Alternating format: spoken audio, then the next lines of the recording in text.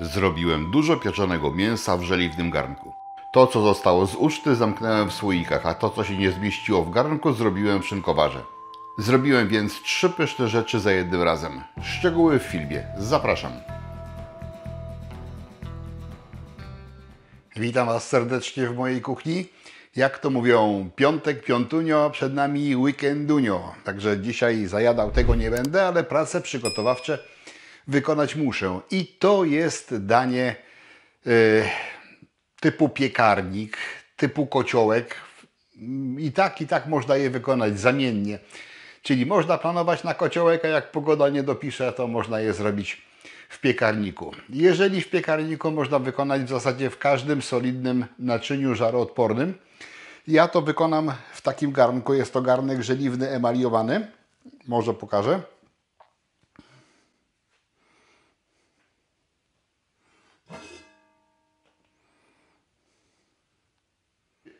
I jest to ten rodzaj emali na żeliwie, który ja toleruję, bo emalia jest z zewnątrz, a w środku jej nie ma. W środku garnek jest żeliwny. I można do tego podchodzić w różny sposób i wiem, że ludzie podchodzą. Emalia z zewnątrz to estetyka, ale naczynie wciąż jest żeliwne. Ale jeżeli emalia jest w środku, to oczywiście łatwiej to naczynie czyścić, łatwiej się nim zająć, ale czy można to nazwać, że jest to praca w naczyniu żeliwnym? Tylko konstrukcyjnie, ale tego efektu, że żeliwo jednak coś pobiera, coś oddaje do potrawy, nie ma. Powiedzmy, że to są sprawy poglądów, dyskusji i tak dalej. W moim przypadku to odpowiada. Ten garnek ma 5,5 litra pojemności, a ja mam tutaj 5,5 kg mięsa. Czy to mi się zmieści? Zobaczymy. Jeżeli nie, to oczywiście w czymś się to da zagospodarować. Jest to danie typu zużyj, a jak nie zużyjesz, to jest na to sposób, ponieważ jeżeli ja to przygotowuję oczywiście na bardziej uroczystą, większoosobową zasiadkę, ale i tak podejrzewam, że nie ma szansy, żebyśmy to wszystko zjedli.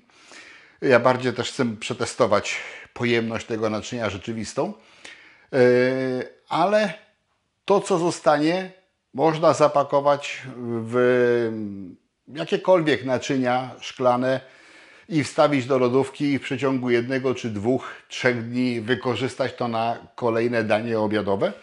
Bądź można to wrzucić do słoików i zakręcić, wstawić do lodówki. Jeżeli te słoiki się zassają, to też to tam tydzień, 2 tygodnie powinno bez problemu wytrzymać w lodówce, w takim zassanym słoiku, ale jeżeli byście chcieli mieć pewność, że to przetrwa dłużej, no to po włożeniu do słoika jeszcze to spasteryzować i wtedy to faktycznie dłużej w tych słoikach wytrwa. Czyli to, że go się nie zje, można zostawić na później i później wykorzystać. To jest typowo mięsne. Dodatki, jakie będą do tego, czy warzywa, czy ryż, czy ziemniaki, to już nie temat tego filmu, nie temat mojego pomysłu. Zróbcie jak chcecie, ale ja się zajmuję tylko tą częścią mięsną.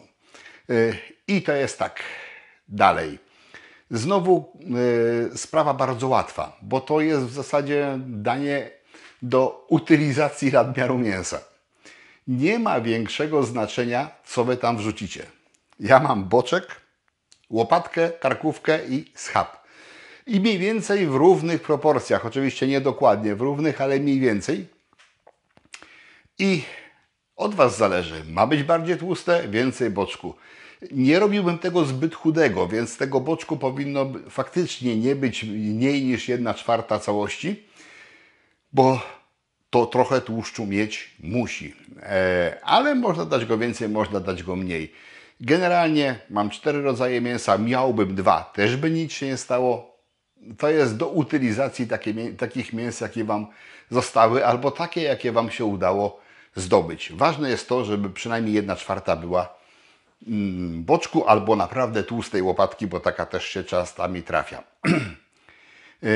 Czy coś jeszcze? Przyprawy, które mam dzisiaj przygotowane.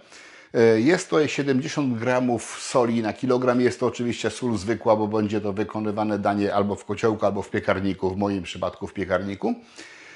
Mam tutaj po 2 łyżeczki papryki słodkiej i ostrej, przy czym Ostra w moim przypadku jest papryką wędzoną. Słodkiej takiej nie miałem, więc dałem paprykę zwykłą. Nie ma to historycznego znaczenia. Mogą być obie zwykłe, obie wędzone. W każdym, nawet może być tylko i wyłącznie ostra, jeżeli naprawdę coś pikantnego lubicie. 4 łyżeczki papryki powinny być, bo to ma być paprykowe, wyraźnie paprykowe, a przy okazji trochę pikantne, dlatego połowa tej papryki jest pikantna. 2 łyżeczki pieprzu. I to wszystko z przypraw. Będzie jeszcze jeden datek smakowy, jest to cebula. Ja jej dzisiaj używał nie będę, chociaż mam tu już na stole przygotowaną. Jej powinno być tak około 30 gramów na kilogram mięsa, którego użyjecie. Ale to będzie dodatek, który dopiero jutro się w mięsiwie znajdzie. Dzisiaj kroję to w kostkę. Kostka 3-5 cm. Solidna, nie może być za mała. Powinna być tak jak się świeżonkę robi, czy tym podobne potrawy. To musi być solidna kostka mięsna. Więc na taką kostkę to kroję. Żadnego mielenia, tylko krojenie. Przyprawy mieszam i nie ładuję też dzisiaj do garka. Wrzucam w pojemniku do lodówki i czeka to do jutra. Jak trzeba, może poczekać 2 dni. Jak trzeba z przyprawami nawet i 3 poczeka. Można to przygotować wcześniej. Dłużej bym tego nie trzymał, ale 1-2 dni, nawet 3, to myślę, że nie będzie żadnego problemu. Nagadałem się, czas się brać za robotę, czyli nakrojenie, przyprawienie i schowanie do lodówki. Reszta, cała opowieść w narracji i zobaczymy się przy próbowaniu, bo to jeszcze nie koniec składników. Jeszcze jeden składnik póki co zachowuję w tajemnicy. Trzeba pokroić mięso, ale najpierw zerknijmy, jak wygląda.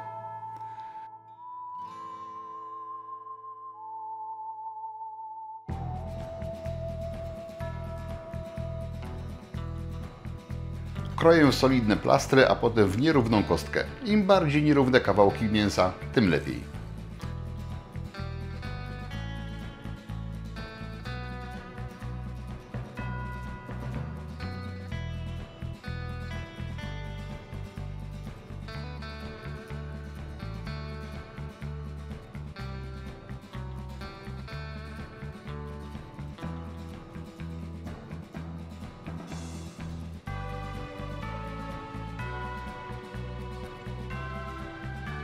Przekładam skrojone mięso do większej michy i dodaję przyprawy.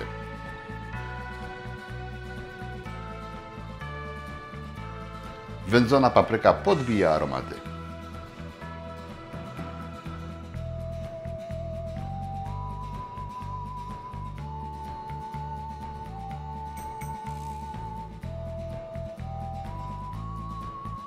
Przyprawione mięso z powrotem przekładam do mniejszego pojemnika i tym razem porządnie ubijam. A na koniec umieszczam w lodówce.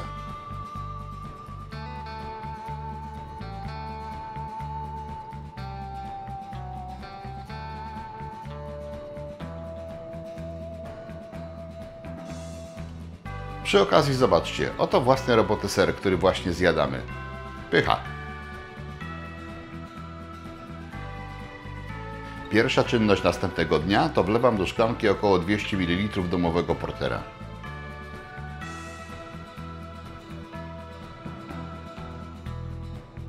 Przygotowuję garnek i mięso wyjmuję z lodówki. Kontrola aromatu. Jest dobrze. Mięso przekładam do żeliwnego garnka i ubijam.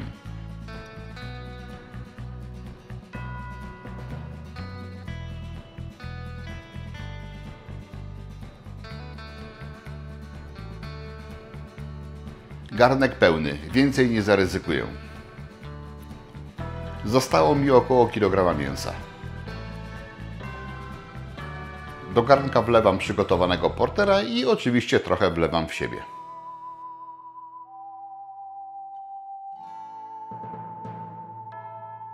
Siekam cebulę i rozsypuję ją po wierzchu.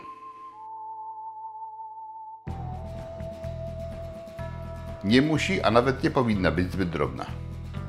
Przykryty garnek wstawiam do zimnego piekarnika i ustawiam 170-180 stopni Celsjusza. Grzanie góra-dół bez termoobiegu. Zostawiam tak na 3 godziny, ale oczywiście po 2 godzinach trzeba zacząć kontrolować. Koniec jest wtedy, kiedy mięso jest mięciutkie. Te kawałki, które mi zostały, wkładam do szynkowara i warstwami ubijam. Poddam go obróbce termicznej. Szczegóły takiej obróbki znajdziecie w innych filmach z szynkowarem. Szynkowar wyszedł mi niepełny. Na wierzch rozsypuję łyżeczkę żelatyny. Zamykam szynkowar i na razie odstawiam.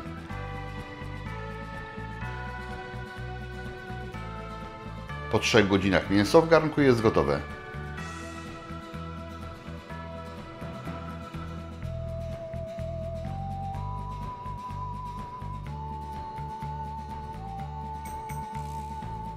Pięknie wygląda i cudownie pachnie. Tak to wygląda. A pachnie, no musicie mi uwierzyć, że podpieczone mięsko, aromat cebuli, taki dość wyraźny. Ona była na wierzchu. W trakcie obróbki termicznej wszystko krążyło w tym garku i wszystko tą cebulką przeszło. Ale jak widać, nie spaliła się, nie jest spieczona. I o to właśnie chodziło. Jest w tym wszystkim też porter, domowy porter, ale Wy oczywiście możecie użyć jakiegoś handlowego. Nie było go tutaj dużo, szklanka, żadnego tłuszczu, nic. Zobaczcie, ile tu jest dobroci. Co teraz z tym? Oczywiście na talerz. W jakiej formie też podacie, to nie ma znaczenia. Ale jeżeli Wam coś zostanie, tak jak mi na pewno coś zostanie, bo wszystkiego nie zjemy, to już mam 2 słoiczki przygotowane. Przerzucę to mięsko, zaleję tym sosikiem, który w tym był, którego sporo dość w tym garnku w tej chwili się znajduje. Poddam krótkiej pasteryzacji i może stać. Gdybym teraz zapakował na gorąco, a słoiki miał wyjałowione, to nawet pasteryzować nie trzeba. Tylko zakręcić. Jak pokrywka się zasie, to będzie znaczyło, że krótki okres wytrzyma. Na dłużej pasteryzacja wskazana. Czas spróbować jakiegoś kawałeczka. Ależ tu jest euforia aromatów.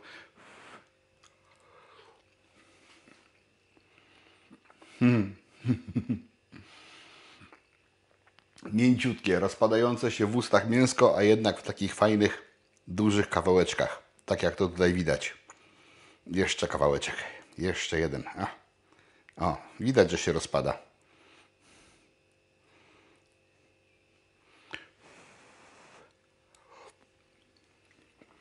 Pycha. Pokażę jeszcze, jak to wygląda na talerzu. Podaję na stół, bo można oczywiście w całym garze albo od razu na talerze nakładać, ale ja to postawię w całym garze. To, co zostanie, wyląduje potem w słoikach.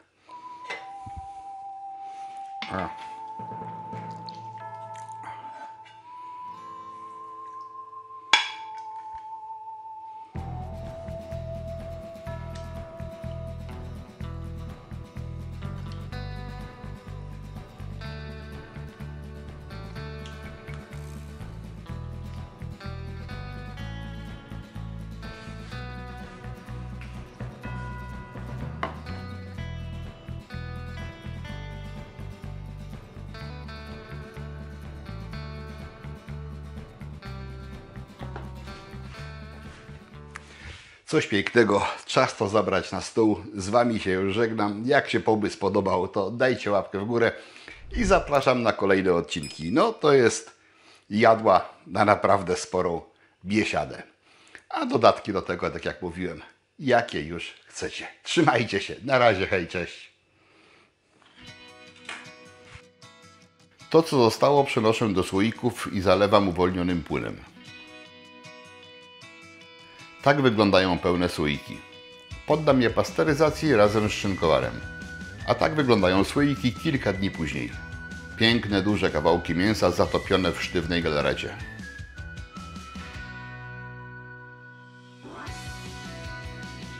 Wyłożę to na talerz, żeby pokazać, jak wygląda. Można to zjeść na zimno albo rozgrzeć jako danie obiadowe. Mnóstwo pysznej galaretki. Teraz zerknijmy, jak wygląda wędlina z szynkowara, którą wykonałem z resztek mięsa. Jak widać, nic się nie marnuje. Tu też mnóstwo pysznej galaretki. Pachnie obłędnie i tak samo smakuje. Zobaczcie, jak to wygląda w przekroju. Piękne, prawda? Bardzo smakowita wędlina domowa wykonana z resztek mięsa.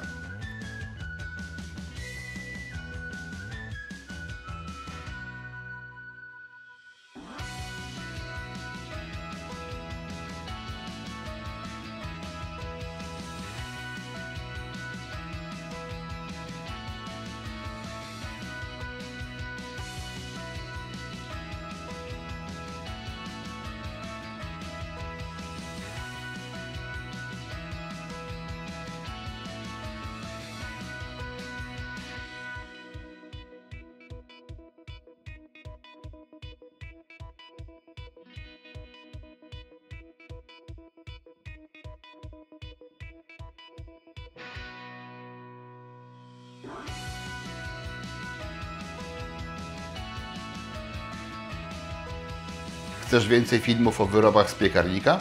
Kliknij w kafelek widoczny na ekranie. Zapraszam.